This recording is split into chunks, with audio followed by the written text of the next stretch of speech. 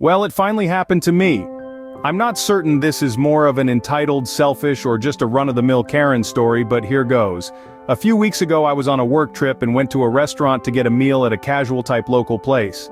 Since I had a few hours to kill, I decided to dine in rather than get takeout. It was early afternoon, and the place was around 60% full. The hostess seated me at a two-top. Before I even sat down, I asked her for directions to the restroom so I could wash my hands before eating.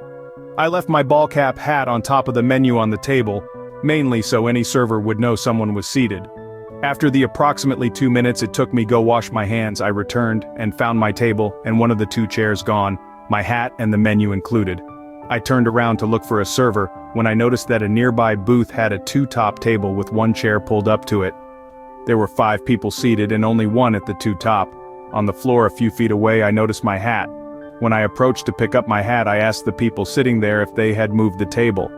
A woman in the booth, let's go ahead and call her Karen, responded that a friend showed up so they needed a larger or additional table, and that this one wasn't being used. I responded that I had been seated there and was using it, and had left my hat on the table to indicate that while I washed my hands. She responded that there was no hat on the table. When I asked how my hat ended up on the floor, picking it up and pointing to it, next to her table, she said she never saw it. At that point I noticed a waiter, so I gestured for him to come over.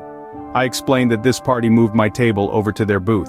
I said I had no problem if they wanted to use one of the chairs for their additional guest, but that I would need the table. Karen cut me off at the end and said, to me, not the waiter, that I should just find another table since they were already using it.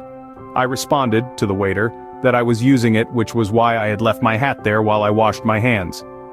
At this point the other woman who was sitting at my table started to get to, presumably to give me the table back, but Karen immediately said, "Don't you dare" to her, then stared at me and the waiter as if daring either of us to respond. The waiter started to say he was sure they could find her another table. She cut him off with a typical Karen response. "We are not giving up the table and I need to speak to your manager." This is when I decided I really liked the waiter and would give him a nice tip.